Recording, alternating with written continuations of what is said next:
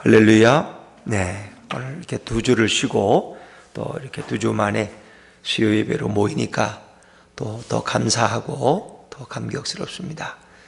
또 멀리 또 유럽에 갔다가 살아 돌아온 집사님도 나오셔서 더 감사합니다. 네, 우리가 수요 예배 안 드리고 그러니까 참 그게 혼자 나와 기도하기도 그렇고, 이 사람이 참 집에서 가정예배 드린다는 것도 쉽지 않고, 그래서 신앙생활은 혼자 하기가 어렵구나 그런 생각이 들어요. 어찌 보면 우리가 이제 이 코로나를 통해서 이렇게 가정예배라는 걸 경험하잖아요. 뭐 가정에서도 이렇게 또 가족이 모여서 드리는 집들도 있겠지만 또 그런 집은 많지 않아요. 생각외로 그럼 뭐 각자 따로 드리기도 하고, 부부끼리도 그냥 스마트폰 보고 또 예배 드린다고 따로 이어폰 끼고 이렇게 하는데, 이제 문제는 이게 예배는 드려요. 찬송도 뭐 크게야 부르겠어요. 속으로 중얼중얼하고, 기도하면 그저 같이 기도하고, 또 말씀 듣고 이렇게, 또 어떻게 보면 집중이 더 잘 되는 것 같아. 다른 사람 신경 안 쓰고. 그런데 그게 과연 신앙이 얼마나 유지될 수 있을까? 바쁘면은 그 시간 지나치면 뭐 또 바쁜데 오후에 또 들어가면 또 보면 되지, 이렇게 시간부터가 자유로워지고 우리의 삶 자체가 점점 이렇게 게을러지면은 과연 그 신앙이 유지될 수 있을까? 참 그래. 그래서 이게 한 달, 두 달 이렇게 가다 보면은 그 다음에 생각들이 그 교회 꼭 가야 되냐? 교회 가는데 20분, 30분 걸리고 갔다 오면 1시간이고 그 기름 때문에 그거 뭐하러 가냐? 여기서 그냥 예배드리고 헌금 보내면 되지. 이런 생각들을 하는 젊은이들은 없을까? 이런 생각이 들어요. 많이 생길 거예요. 또 이렇게 믿음이 약한 분들은 한 달, 두 달 동안 교회를 안 나가면은 그 다음에 나가는 게 어색해. 그 교회를 왜 나가지? 이게 훈련이 안 됐기, 습관이 안 됐기 때문에 이게 참 어려워요. 그래서 아마 이번 코로나를 통해서 한국 교회가 얻는 것보다는 잃는 게 더 많을 것이다. 교회가 더 부흥되기보다는 교회마다 전에 비해서, 한 달 전, 두 달 전에 비해서 빈 자리를 더 많이 발견할 것이다. 명색은 가정에서 나는 드린다고 교회를 못 나가서 그렇지. 그러나 그 가정에 드리는 예배가 과연 얼마나 지속될 수 있을까요? 참 어려운 거예요. 그래서 우리의 초대교회로부터 우리의 신앙생활은 함께 모여서 떡을 떼며 찬양하며 기도하며 서로 유무상통한, 그렇죠? 그리고 간증하고, 그리고 나가서 복음을 증거하고, 되게 이런 맥락 속에서 이루어졌는데, 그래서 이제 요즘은 뭐 앞으로 교회가 바뀌어져야 되지 않느냐, 뭐 그런 얘기들 많이 하는데, 과연 그 가운데에서 신앙이 유지될 수 있겠느냐? 그것이 이제 특별한 상황은 달라요. 카타콤에서도 뭐 동굴 속에 숨어서 이렇게 또 터키 같은 데 가보면 말이야, 그 핍박이 심하니까 동굴 속에 숨어 들어와서 몇 명씩 모여서 예배드린, 그들은 그 신앙을 유지해 갔어요. 그게 종말론적 공동체예요. 땅굴 속에, 지하 속에서. 그러나 오늘 이런 시대처럼 자유로운 시대에 과연 그 신앙을 유지할 수 있겠느냐? 그건 굉장히 회의적인 것입니다. 그래서 역시 우리는 이렇게 모여서 예배할 때 거기서 성령의 임재를 경험할 수 있고, 마음이 뜨거워지고, 찬양을 불러도 좀 힘차게 부르고, 또 서로 다른 사람이 부르는 찬양이 나도 은혜를 받고, 이렇게 하는 것이지, 이게 아마 이런 상태로 뭐 불교도 그렇게 하고 천주교도 그렇게 하고, 왜 개신교회만 그렇게 안 하느냐, 기독교회만 그러지만은 이것이 기독교인들에게는 만족스럽지는 않을 것이다. 그래서 저는 두 주를 쉬고 이렇게 새벽 기도회를 모이니까 그저 몇 명이 나와든 이거 너무 감사한 거예요. 너무 감사한 거예요. 왜? 그 예배를 못 드릴 때 그 답답함이 이런 거구나 경험하고 나니까 이게 얼마나 소중한지 몰라요. 우리가 이렇게 비록 많은 인원이 아닐지라도 하나님 앞에 나와서 찬송을 부르고 마음 놓고 기도할 수 있다는 것은 참으로 놀라운 축복 중에 축복이다. 이것이 진정한 신앙의 맛이 아닐까. 그래서 우리가 예수 믿는 맛이라는 게 있는 거거든요. 신앙에는 그 맛이 있는 거예요. 그 맛을 한번 경험한 사람은 그 맛을 잊을 수가 없는 거예요. 그러나 그 맛을 모르는 사람들에게는 이런 사회적인 어떤 변화로 인해서 이렇게 예배가 모여지지 않을 때 많은 분들이 실족하고 시험에 들고 신앙을 잃어버릴까 봐 참 걱정이 되는 것입니다. 자, 여러분, 오늘 말씀도 이렇게 이제 마지막 종말의 시대에 우리 그리스도인들이 어떻게 살아야 할 것이냐 하는 것에 대해서 말씀해 주고 있는 그런 본문입니다. 되게 사람들은 크고 웅장한 건물을 보면은 어떡합니까? 기가 죽습니다. 그래서 큰 백화점 앞에 가면 와, 대단하다. 근데 만약에 이제 우리가 유럽이나 이렇게 뭐 이탈리아나 이런 뭐 독일이나 이런 또 영국이나 이런 큰 어떤 유럽의 어떤 종교적인 전통이 있잖아요. 뭐 베드로 대성당을 로마에 가서 봤다든가 그럴 때 우리는 그 엄청난 건물의 위압감에 누릴 때가 많이 있어요. 거긴 그냥 쳐다보기만 해도 뭔가 은혜가 되는 것 같고 거긴 들어가기만 해도 뭔가 자신이 경건해지는 것을 느끼죠. 왜? 우리는 큰 건물이 주는, 위용이 주는 그런 거에 때로는 누릴 때가 많이 있다는 겁니다. 세계적으로 가장 큰 건물을 꼽는다면 부르주 할리파라는 건물이 아랍에미리트 두바이에 있다 그럽니다. 우리 삼성물산에서 건축한 건물인데 그 층수가 160층. 그러니까 63빌딩을 생각하시면 돼. 63빌딩도 상당하잖아요. 거기 올라가서 보면은 뭐 저 밑에 차들이 그냥 강남에서 이렇게 김포공항 쪽으로 가는 게 이제 이 88도로에 보게 되는데 그 63빌딩도 그런데 어떻습니까? 이게 160층이라고 하면은 이게 대단하지 않습니까? 거의 뭐 3배가 가까이 되는 그런 높이, 그것이 838m라고, 838m.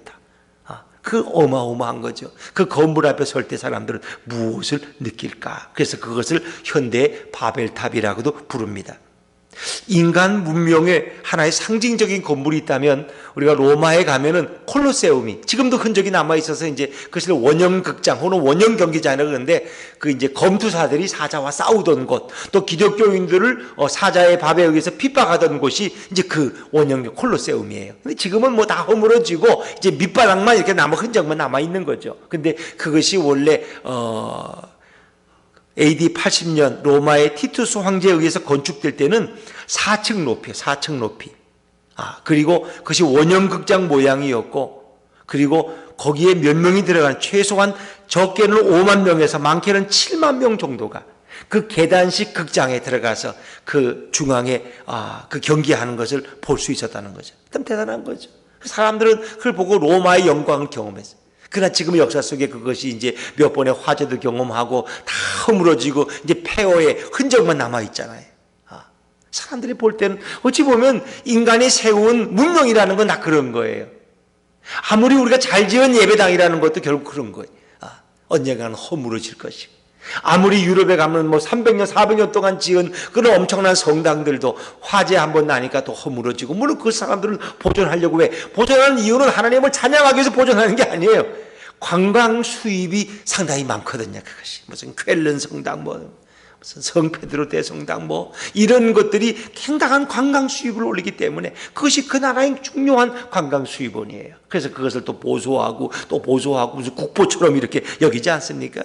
그러나 어찌 보면 그것들도 역사 속에 허물어져 가는 것을 느낄 수가 있어요. 자, 오늘 성경에서 예수님과 제자들은 뭘 보고 있었어요? 화려한 예루살렘 성전을 보고 있었어요. 예루살렘 성전. 자, 그 예루살렘 성전은 우리가 역사 속에 제일 첫 번째 성전을 무슨 성전이라고 부릅니까? 솔로몬 성전. 다윗이 준비했지만 그 아들 솔로몬 때에 가서 그것을 완전히 완공을 했죠. 그래서 솔로몬 성전이라고 불러요. 그러나 그 영광은 오래가지 않습니다. 이제 바벨론에 의해서 예루살렘이 파괴될 때 그 성전은 다 파괴되고 성전 기물들은 바벨론으로 다 옮겨가게 되죠. 그리고 이제 70년 동안 바벨론 살다가 다시 돌아올 때 그들이 다시 그것을 가지고 와서 두 번째 지은 성전이 스룹바벨 성전이, 총독인 스룹바벨과 학사 이런 또 여호수아와 이런 사람들이 제사장 여호수아와 또 학사 에스라 이런 사람 중심으로 해서 새로 세운 건물이 스룹바벨 성전이 두 번째 성전. 그리고 세 번째 성전이 헤롯 성전이에요. 그 스룹바벨 성전이 다 이제 낡아서 허물어지니까 그것을 리모델링하는데 확장해서 세웠어요. 그것이 헤롯 성전이고 그 공사 기간이 무려 한 70년 동안 계속됐어요. 그래서 헤롯에 의해 시작되었는데 공사가 계속 진행됐어요. 근데 그 위용이 얼마나 큰 예루살렘 성의 6분의 1을 차지하고 다윗 성전의 한 두세 배가 되는 그런 크기예요. 그리고 그 뭐 기둥 하나가 어마어마하기도 할 뿐 아니라 그 지붕을 다 금을 칠해 가지고 저녁에 저녁 노을이 비칠 때 그저 황금빛으로 비춰지는데 그 아름다움은 이루 말할 수가 없었다는 거예요. 그래서 랍비들은 그렇게 말했대요. 이 예루살렘 성전을 보지 않고서는 건축물을 봤다고 말하면 안 된다. 근데 오늘 예수님이 바로 그 예루살렘 성전에 들어가신 거예요. 그리고 돌아 나오는데 제 아들이 예루살렘 성전의 위용을 바라보면서 혀를 차는 거예요. 주님 이것 좀 보세요. 이거 어마어마하지 않습니까? 자, 우리 13장 1절 말씀을 한번 읽어볼까요? 13장 1절입니다. 13장 1절 시작. 예수께서 성전에서 나가실 때에 제자 중 하나가 이르되 선생님이여 보소서 이 돌들이 어떠하며 이 건물들이 어떠하니까. 아멘. 그랬어요. 자, 제 아들은 분명히 놀랐어요. 아니 선생님 이것 좀 보세요. 이 돌하며 이 건물, 왜 그 돌 벽돌 하나가 몇 톤에 이르고 그것이 뭐 5m, 6m, 10m, 12m짜리 이런 돌을 어떻게 옮겨서 그 담을 쌓은 걸 보면 이거 대단하다는 거예요. 자, 그걸 보면서 제 아들은 탄식하는 거예요. 이렇게 웅장한 성전을 이 보고 나서 입이 딱 벌어진 거예요. 자, 그런데 예수님의 대답은 어떤 대답이셨을까요? 자, 우리 2절 말씀 1절입니다. 2절 시작. 예수께서 이르시되 내가 이 큰 건물들을 보느냐 돌 하나도 돌 위에 남지 않고 다 무너뜨려지리라 하시니라. 예수님 말씀은 이 아름다운 건물도 돌 하나도 돌 위에 남지 않을 것이다. 쌓여진 것은 다 무너질 것이다. 제 아들은 큰 충격을 받았습니다. 그리고 제 아들은 이제 예루살렘 성전 앞에가 바로 이 기드론 계곡을 건너면 감람산, 겟세마네 동산이라고 부르죠. 감람산에 가면 기념 그 예배당이 있죠. 겟세마네 그 성전이라고 해서 이제 예수님이 그 바위에서 기도하던 걸 기념해서 거기다 하나 이렇게 만들어 놓고 거기 이제 종려나무 오래된 이제 감람나무가 이렇게 많아요. 특히. 그래서 이제 그것을 감람산이라고 부르고 또 겟세마네 동산이라고 예수님이 늘 올라가서 기도하셨던. 그래서 그 언덕에서 제 아들과 함께 예수님은 이제 이 찬란한 예루살렘 성전을 바라보면서 앉아 계시는데 제 아들이 또 묻는 거예요. 자, 뭐라고 물을까요? 자, 우리 3절, 4절 말씀, 3절, 4절 말씀 같이 읽습니다. 시작. 예수께서 감람산에서 성전을 마주대하여 앉으셨을 때에 베드로와 야고보와 요한과 안드레가 조용히 묻되 우리에게 이르소서 어느 때에 이런 일이 있겠사오며 이 모든 일이 이루어지려 할 때에 무슨 징조가 있사오리이까. 자, 예수님의 말씀에 돌 하나도 돌 위에 남지 않는다는 것이 제 아들의 마음에 깊이 배겼어요. 아니 이런 성전이 어떻게 허물어질 수 있어? 말도 안 돼. 도대체 어느 때 이런 일이 있겠습니까? 모든 일이 언제 이루어지겠습니까? 이런 일이 어떤 징조가 있겠습니까? 이걸 묻는 거예요.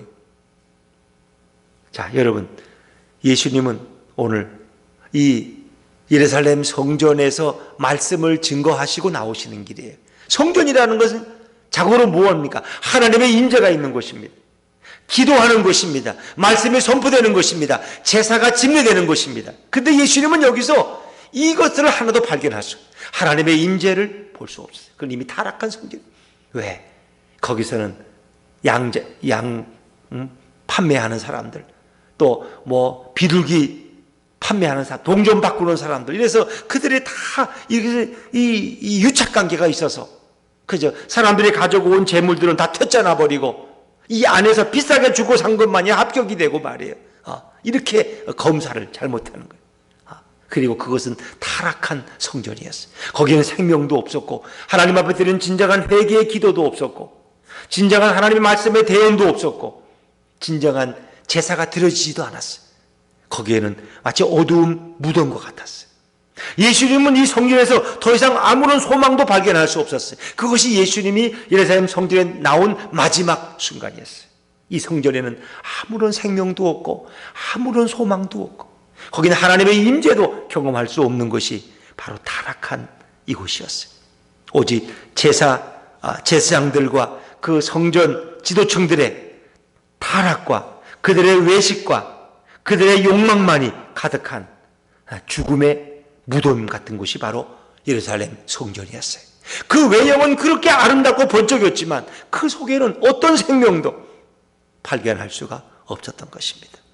그래서 예수님은 뭐라고 말씀하십니까? 이 돌 하나도 돌 위에 남지 않고 다 허물어질 것이다. 이 말씀을 바꿔 말하면 이 견고한 성전이 무너진다면 결국 이 세상도 무너질 때가 올 것이다. 그러니까 사람들은 이런 성전이 허물어진다는 걸 상상할 수가 없어요. 어떻게 이런 성전, 이런 집이 허물어져? 말도 안 되지. 여리고에 살던 사람들은 여리고성이 허물어진다는 걸 생각해 본 적이 없어요. 여리고성은 이중벽입니다. 그 돌 하나가 몇 톤짜리 돌로 쌓여진 성이에요. 그것도 이중이기 때문에 그건 허물어질래야 허물어질 수 없어요. 그 성과 안성과 바깥성의 이 넓이가 약 10m 이르는 성곽이, 그건 허물어질 수가 없어요. 그런데 그것이 결국은 허물어지는, 제 아들이 보기에도 어떻게 예루살렘 성전이 허물어질 수 있나. 예수님의 허물어진다는 말씀에 그들은 충격을 받습니다. 이 아름답고 웅장한 성전이 허물어진다면 우리가 살아가는 이 세상은 또 언젠가는 허물어질 것이라는 그런 믿음을 그들이 갖게 되는 거죠. 결국 예수님의 예언은 이루어졌어요? 안 이루어졌어요? 이루어졌어요. 그 예수님 말씀은 한 가지도 틀린 말이 없는 거예요. 예수님이 이 말씀을 하시고 얼마 지나지 않아서 AD 70년 로마 장군 티투스의 꼭 디도라는 사람에 의해서 나중엔 그가 로마의 황제가 됩니다마는 그에 의해서 완전히 파괴되고 그때 100만 명의 유태인이 학살됐어요. 그리고 성전에 예배 드리는 그 제물을 드리는 그곳에 유대인들이 가장 싫어하는 돼지를 갖다 놓고 거기서 제사를 드리도록 이렇게 아주 모욕을 준 거예요. 그리고 유대인들은 전국으로 다 세계로 흩어져 도망쳐 말았어요. 예루살렘 성은 완전히 파괴돼 버리고 돌 하나 도리에 남지 않았어요. 그리고 다 파괴되고 서쪽 벽 일부분에 담벼락에 남아있는 게 그게 뭡니까? 통곡의 벽이에요. 통곡의 벽. 거기서 쪽지 꼽아놓고 거기서 유대인들이 통곡하며 기도하잖아요. 왜? 우리가 하나님 앞에 범죄해서 결국 예루살렘 성전이 이 꼴이 됐다고. 그러나 거기 가서 기도한다고 그 되겠습니까? 그들은 왜? 예수를 모르기 때문에.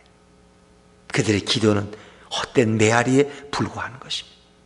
사랑하는 여러분, 정말 예수님 말씀 그대로 성전이 무너졌다면 예수님의 예언 그대로 이 세상의 종말도 반드시 오지 않겠습니까? 예수님은 헛된 말씀을 하신 적이 한 번도 없어요. 그분은 내가 가면 너희에게 보혜사 성령을 보내주겠다 그랬어요. 근데 예수님 말씀은 그대로 이루어졌어요. 예수님 떠나시고 나서 120일 지났을 때 어떻게 됐어요? 120문도가 모여 기도할 때 결국 거기에 성령이 임해서 그들이 성령 충만을 받지 않습니까? 그렇습니다. 예수님은 자신의 순환 예고를 3번이나 반복해서 말씀하셨고 그대로 예수님은 장로들과 결국 유대 지도자들에 의해서 체포당하시고 신문받고 나무에 달려 십자가에 달려 죽으시고 죽은 자가 3일 만에 부활하셨어요. 그분의 말씀은 틀린 말씀이 하나도 없어요. 우리가 믿든지 안 믿든지 원하든 원치 않든지 이 세상의 종말은 반드시 온다는 것입니다. 이것이 성경의 증언입니다. 아니, 예수님이 이 땅에 오심으로 이미 종말은 시작됐습니다. 그래서 우리는 지금을 무슨 시대라 그래? 말세의 시대. 말세의 시대. 말세다, 말세. 말세. 그러니까 어찌 보면 예수님이 이 땅에 오신 이후 지금까지 2000년 동안이 어찌 보면 종말의 시대고 말세의 시대를 우리는 지금 살아가고 있는 것입니다. 그래서 마태복음 24장, 마가복음 13장, 누가복음 21장에는 마지막 때의 징조, 종말의 징조에 대해서 말씀하는 소묵시록이 3장이 이 복음서에 소개되고 있습니다. 자, 그런데 이 종말의 징조들이 계속 이 역사 속에 드러나고 있지 않습니까? 자, 우리 7절과 8절 말씀, 7절과 8절입니다. 같이 읽죠. 시작. 난리와 난리의 소문을 들을 때에 두려워하지 말라. 이런 일이 있어야 하되 아직 끝은 아니니라. 민족이 민족을, 나라가 나라를 대적하여 일어나겠고 곳곳에 지진이 있으며 기근이 있으리니 이는 재난의 시작이니라. 아멘. 이런 일들은 재난의 시작, 종말의 시작이라는 거예요. 종말은 바로 예수님의 재림과 깊이 연관되어 있어요. 그래서 주님이 언제 다시 재림하시느냐, 그것이 우리가 경험할 종말과, 이 역사의 종말과 관련되어 있죠. 그래서 우리가 신학에서는 이것을 후천년설, 전천년설 이런 말로, 또 어떤 사람도 무천년설로 말합니다. 다시 말하면 천년 왕국이 오고 그 다음에 짧은 시련과 배교의 시기가 있고 박해의 시기, 그 다음에 예수님이 재림하신다는 걸 주장하는 사람들이, 신학자들이 있어요. 또 전천년설이라는 것은 예수님이 이 땅에 재림하신 후에 천년 왕국이 진행될 것이다, 그런 그러나 그건 별로 중요하지 않습니다. 이 역사의 종말 후에 예수님이 재림하실 것이다. 그리고 그 예수님이 다시 우리를 오셔서 우리를 끌고 공중으로 올라가셔서 이제는 영원한 천국으로 우리를 인도하신다는 것이 우리가 일반적으로 갖고 있는 기독교의 신앙이라고 할 수 있습니다. 그러나 이 종말의 때, 역사의 마지막이 언제 올 것이냐, 이건 매우 중요합니다. 그럴 때 어떤 징조가 있을 것이냐. 오늘 5절과 6절에 보니까 종교적인 미혹이 종말의 징조 중에 하나라 그럽니다. 자, 5절과 6절 말씀은 5절과 6절입니다. 시작. 예수께서 이르시되 너희가 사람의 미혹을 받지 않도록 주의하라. 많은 사람이 내 이름으로 와서 이르되 내가 그러하여 많은 사람을 미혹하리라. 아멘. 이 미혹하는 자들은 뭐예요? 되게 이단 교주들. 그렇죠. 그래서 그들은 자신이 메시아가 아니면은 자신이 재림의 예수라고 주장하는 거죠. 다 그들은 예수님과 무슨 관련된 인물이라고 자신을 속여. 통일교회 문성관, 전도관의 박태선이 다 그랬죠. JMS 정명석이라는 사람.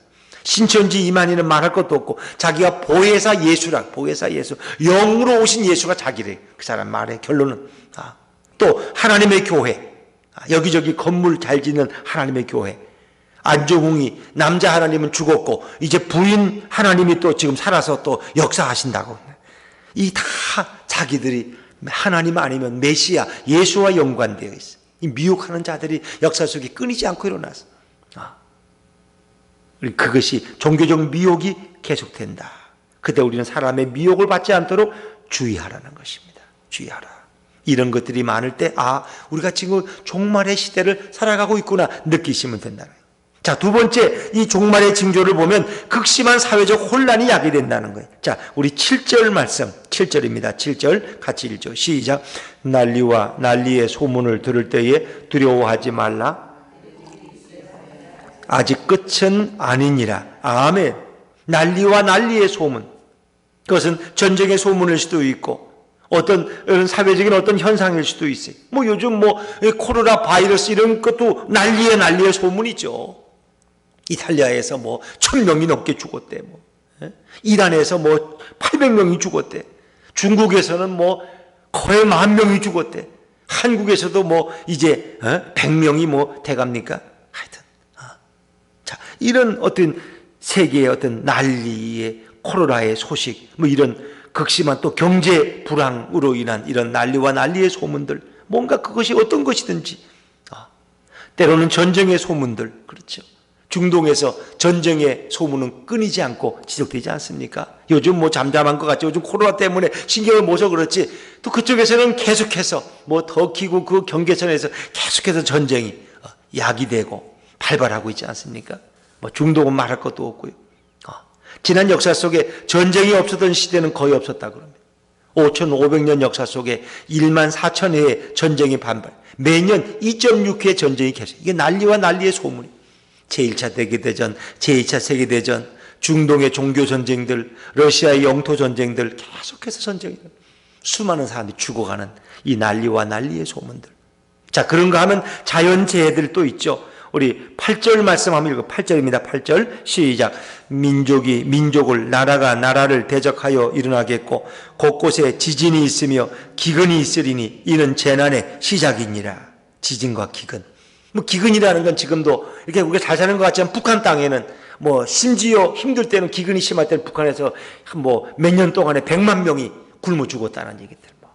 죽은 아이들이 길거리에 하고 그냥 지나가다 죽은 노숙인들이 막 그냥 수도 없이 쌓여 있는 그런 것들. 또 아프리카 이런 가난한 데서 이런 기근의 소식들, 비가 오지 않아서 농사를 지을 수 없고 이런 기근의 소식들.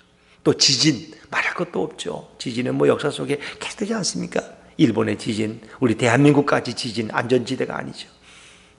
또 다른 나라 중국은 거의 1년에 한두 번씩 엄청난 지진에서 몇천 명씩 또 쉽게 더 많은 사람이 죽기도 하고. 또 이런 쓰나미, 인도네시아 쓰나미 20만 명, 30만 명이 그냥 물에 떠내려가고 한 도시가 그냥 훼손돼 버리고 이런 일들이 계속되고죠.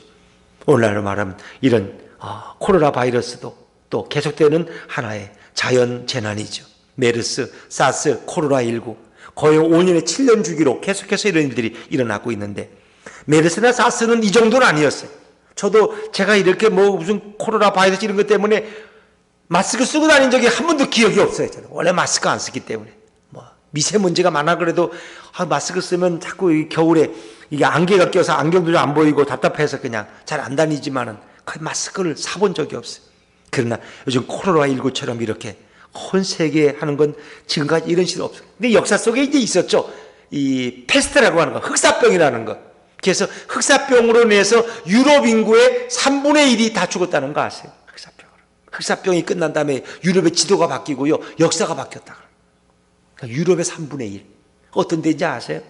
캐톨릭이 엄청나게 부패했을 때.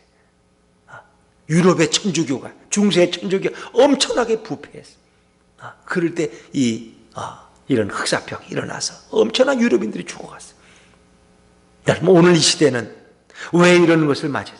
어찌 보면 하나님을 떠난 이런 것들. 이제 이거 세상 사람들이 들으면 막 화를 내요. 너희 하나님은 이렇게 코로나를 주는 하나님이냐 하면서 그러지만 우리의 신앙 고백에 의하면 이런 자연재해라든가 이런 역병이라든가 이런 지진과 이런 쓰나미나 이런 것들은 결국은 하나님의 심판의 한 방법이었고 징조였어요. 하나님 우리를 흔들어 깨우시는 것입니다. 흔들어 깨우는. 여러분, 우리가 여호수아서를 이제 오늘 마쳤고 내일 아침부터 사사기 1장을 이제 다시 시작하게 되는데, 여호수아 1장에 계속해서 여호수아에서 여호수아를 통해 또 때로는 신명기나 민수기에서 모세를 통해 하나님 말씀하시는 게 뭐예요? 가나안 땅에 들어가면 절대로 너희는 하나님만을 사랑해라. 율법만을 지켜라. 우상을 숭배하지 마라. 나 외에는 다른 신들을 두지 말라. 그리고 이미 여호수아 24장은 이미 가나안 땅에 산 지가 이미 10년이 넘었어. 그런데도 불구하고 내 앞에서 모든 우상을 치워버려라. 너희가 오늘 복을 받아도 내일 너희는 멸망당할 수 있다는, 계속 하나님은 경고하시. 그러나 결국 그들은 대답은 잘하지만은 그들은 계속해서 우상을 숭배하다가 하나님은 계속 선지자들을 보내잖아요. 이사야라든가 에레미야라든가 미가야라든가 아모스라든가 호세아라든가 다 선지자예요. 그럼 그들이 말이 뭐예요? 빨리 회개하지 않으면 너희가 나라가 망한다는 거예요. 이거 보통 망하는 게 아니라 너희의 아이들은 굶주려 죽고 배가 잘려 죽고 너희 자식들은 먹을 게 없어서 서로 잡아 뜯어 먹는 그런 시대가 온다는 거예요. 오죽 했으면 사마리아 성이 아람에 의해서 포위됐을 때 여인들이 자기 아이들을 서로 삶아 먹는 이런 비극적인 일까지 하나 보이죠. 이 역사 속에 계속 선지자들을 통해서 하나님이 보여주시고 또 예언하시고 또 말씀하시고, 근데 그들은 회개하지 않습니다. 또 지나가면은 또 잊어버려. 뭐 이럴 때나 그렇지, 또 지나가면 또 잊어버려. 어찌 보면 지금은 한국 교회가 전적으로 하나님 앞에 무릎 꿇고 회개해야 될 때.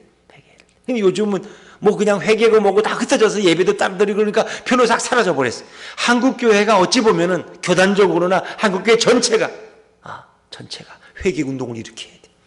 우리 한국 교회 모든 교회 1000만 명의 교인들이 뭐 800만의 교인이든 어쨌든 하루에 한 번이고 두 번이고 회개 시간을 정해서 우리가 나라를 위해 회개하고 기도하고 한국 교회의 잘못된 이 모습들을 주님 앞에 참회해야 돼.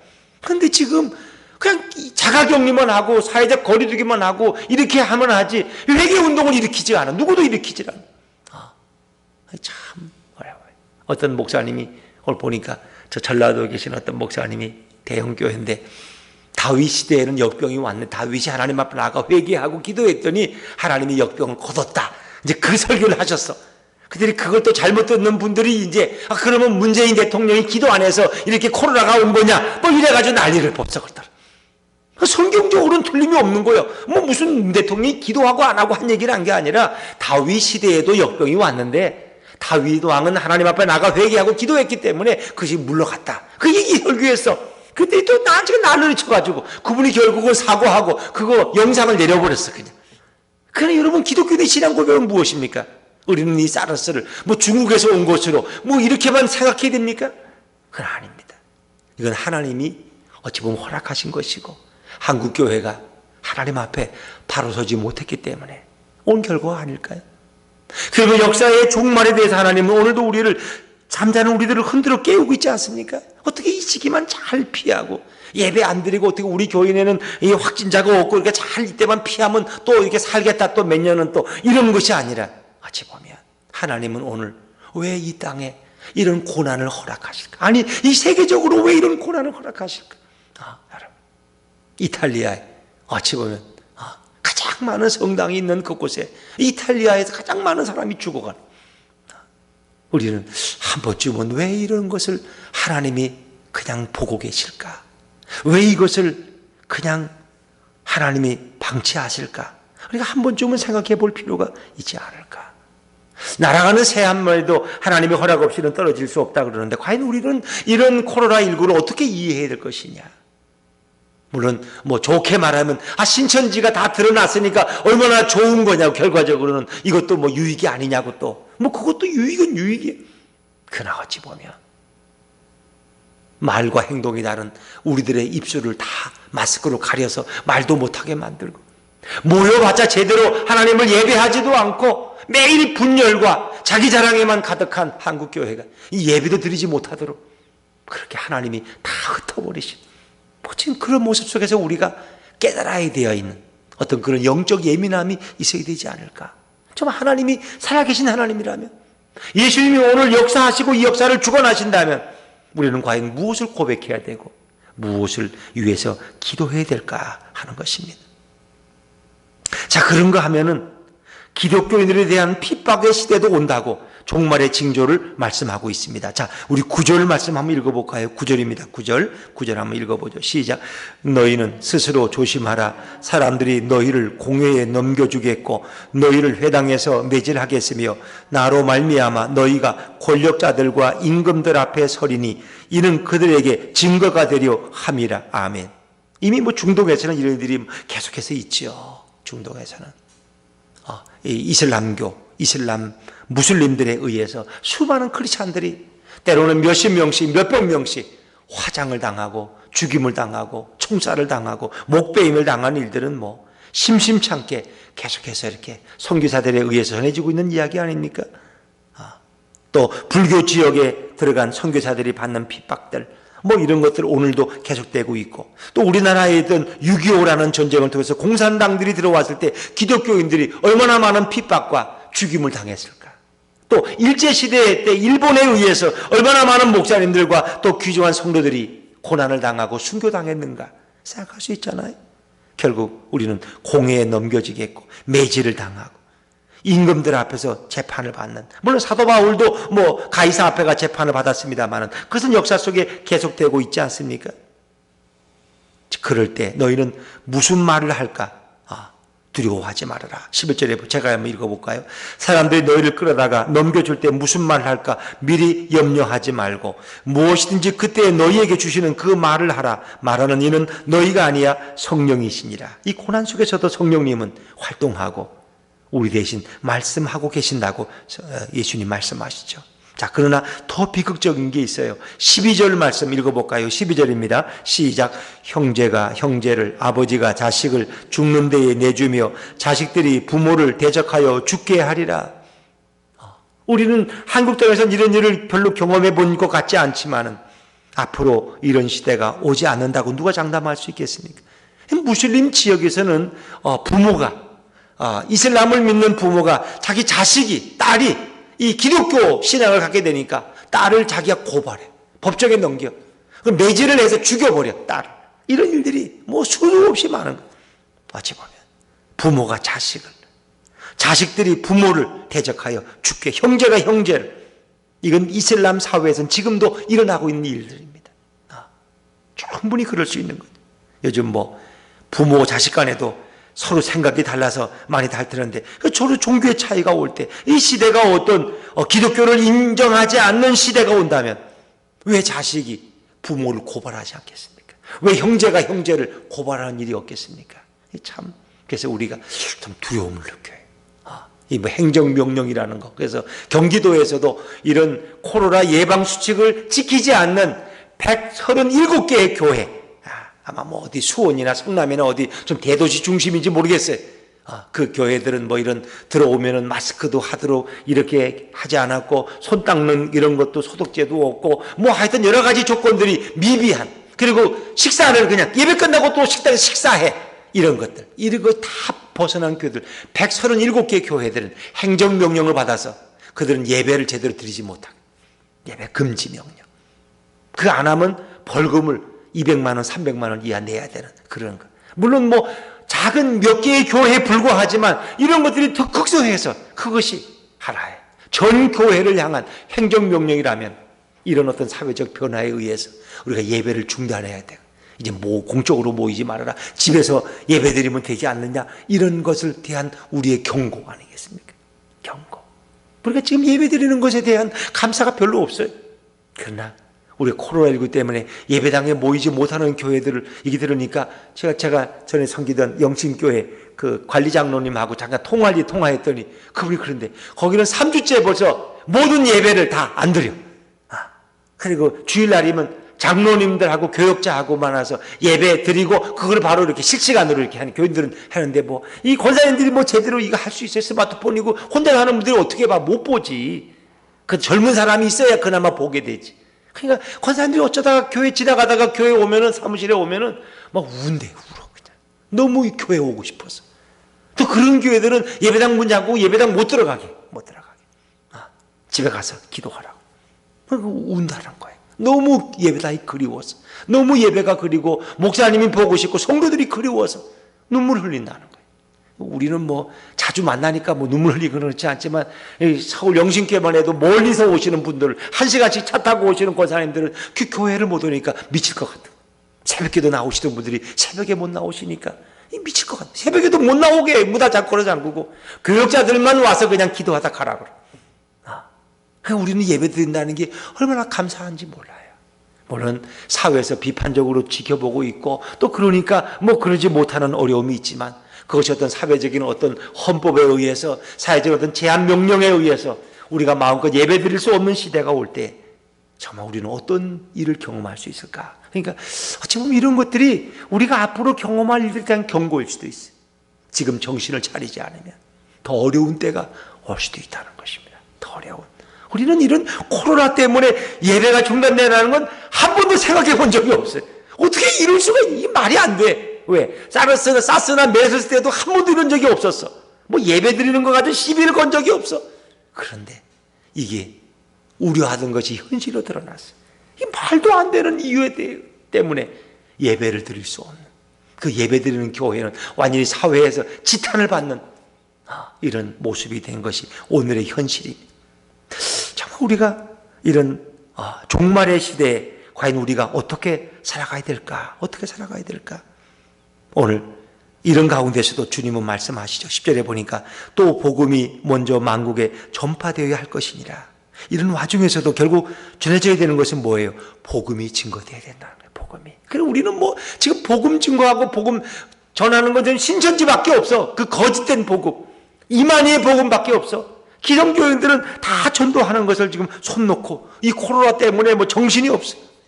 과연 우리가 어떻게 이 종말의 시대에 한 영혼에게 더 복음을 전할 수 있을까? 자, 그러면서 오늘 주님의 오늘 결론이 무엇입니까? 13절 말씀 같이 한번 읽죠. 시작. 또 너희가 내 이름으로 말미암아 모든 사람에게 미움을 받을 것이나 끝까지 견디는 자는 구원을 받으리라. 아멘.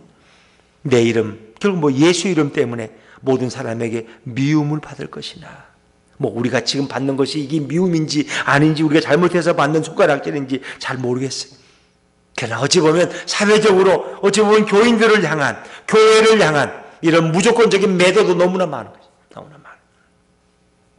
그러나 우리는 가운데서도 끝까지 견디는 자는 구원을 받을 것이다.